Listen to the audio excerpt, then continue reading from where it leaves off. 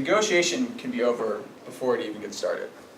Let's pretend that I'm an entrepreneur raising capital from 3 different funds operating under 3 different cultural norms. Camille, thanks so much for your time today in Shanghai. In China and Japan, it's customary to make a 2-handed business card exchange. Frank, really appreciate the time today in Mumbai. In India, it's customary to make a right-handed only exchange, and you should have your university or college prominently displayed on the card, as education is so highly regarded. Ellen, thanks so much for your time today in San Francisco. Instead of giving you a business card, I've decided to conserve paper, and I'll be texting you my contact information. You're cool with that, right? Yes. While this is a slight exaggeration, many firms in the US are shifting away from the traditional business card exchange practice. Nonetheless, at this point in the meeting, a small blunder can have a negative ripple effect throughout the rest of the negotiation. Grace, Deepa, Felix, and I are going to explore the strategies in cross-cultural negotiations. While we're all pretty familiar with the concepts of IQ and EQ, what about CQ, cultural intelligence? CQ can be understanding when to dress more formally for a presentation and when to wear a hoodie. But it encompasses so much more than that. Pre-negotiation formalities such as handshakes, the exchange of business cards, and simple greetings can be culturally independent, and the most compelling argument in a negotiation may become null and void if you've lacked the awareness up front. The keys to navigating these negotiations are pretty consistent across cultures. A strong argument, a willingness to capitulate on certain aspects, and desire to reach a conclusion. And while finding an outcome and cultural differences are not mutually exclusive, having the awareness and preparedness will ultimately put you in a better position to succeed. There also exists a there versus here fallacy. People wrongfully assume I have no plans of raising money or doing business in Russia anytime soon. But what happens when a Russia investor comes to you? What happens when the there comes here? Cultural context is independent of geography, and it's very important to be aware of that. Our goal today is to provide you with 3 basic tactics and strategies that will give you the confidence to help navigate through these cross-cultural negotiations. I'm now going to pass off to Deepa, who will talk about the nuances of disagreement. Thank you, Matt. Disagreement is inevitable in any negotiation. Let's take a quick peek at a short video. Sorry, he's wired in. Is he? Yes. How about now? You still wired in? Full security. You issued 24 million new shares of stock. You were told that if new investors How came much along... were your shares diluted? How much were his? Lots of emotion, right? This could happen to any of us. And what makes this more complicated in a cross-cultural context is the fact that the way disagreements are expressed varies significantly from one culture to another. Researchers say that there are 2 essential characteristics of how disagreements are expressed. One is how confrontation is expressed, and the second is how emotions are expressed.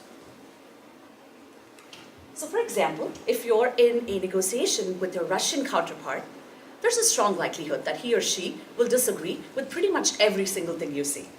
Because from their perspective, that is an open invitation to have an animated and lively discussion. On the other hand, if you're in a negotiation with a Mexican counterpart, you may want to soften the disagreement so that you don't run the risk of completely shutting down the conversation. So if you have any plans of co-organizing a trip to Oaxaca with Jaime, and you're negotiating the terms and the itinerary, you may want to approach it along the lines of, Jaime, I'm not sure I quite understand this, or could you explain this a little bit more? Researchers also say that negotiators have an assumption, which is a fallacy, that emotional expressiveness goes hand in hand with confrontation. And that's not always the case. Your German counterpart may be very open to confrontation, but only so long as it's expressed calmly and factually. On the other hand, your Indian counterpart may be polite and soft when it comes to confrontation, but will wear their emotions on their sleeve. So now that we're aware of these different cultural nuances and contexts, how can we be prepared for a cross-cultural negotiation? Linguistic experts say that the key is to analyze verbal cues. And they specifically highlight two types of cues, what they call upgraders and downgraders. Upgraders are words like absolutely and completely that help you strengthen the disagreement, whereas downgraders are words like maybe, just a little bit, that help you soften the disagreement.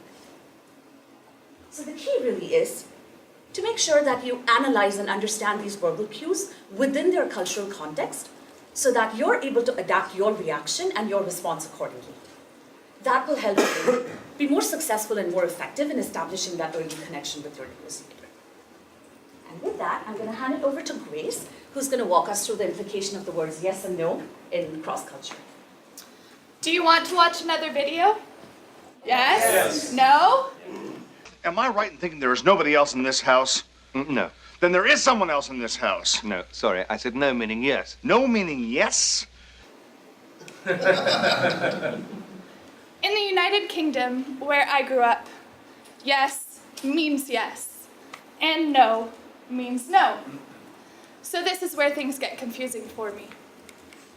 In some countries, such as Egypt, yes actually means no, or maybe, or I'll think about it, or I really want to do what you want, but it's absolutely not possible, and I hope you can tell that by my body language.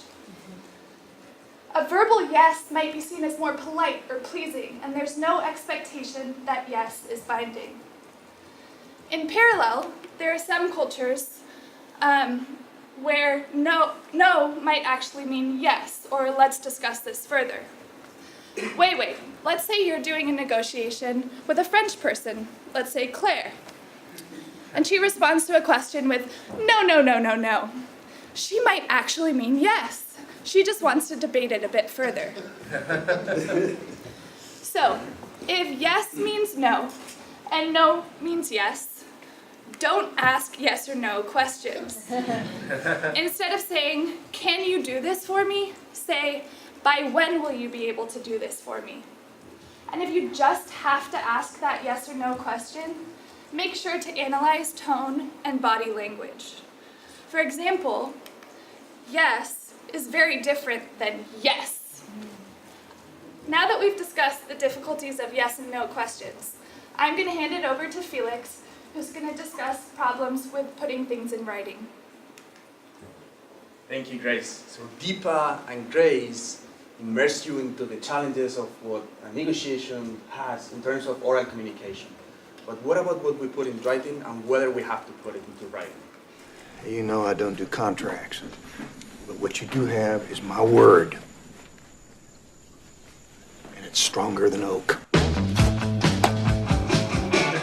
So in the countries on the left-hand side of the screen, especially in Africa and Asia, a word is stronger than oak. But in other countries, the one you have on the right-hand side of the screen, we like to put things into writing. So let's take the US, for instance. Guys, here in the US, you like clarity and repetition as a way to make sure that the other party understands what you were negotiating about.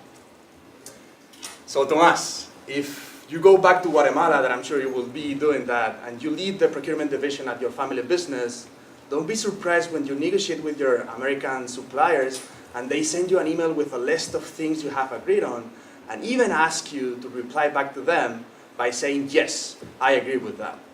They do that, and you guys do that, and we do it in Western cultures because we want to protect ourselves against potential eventualities, and because we want to build trust with a counterpart that we don't necessarily know.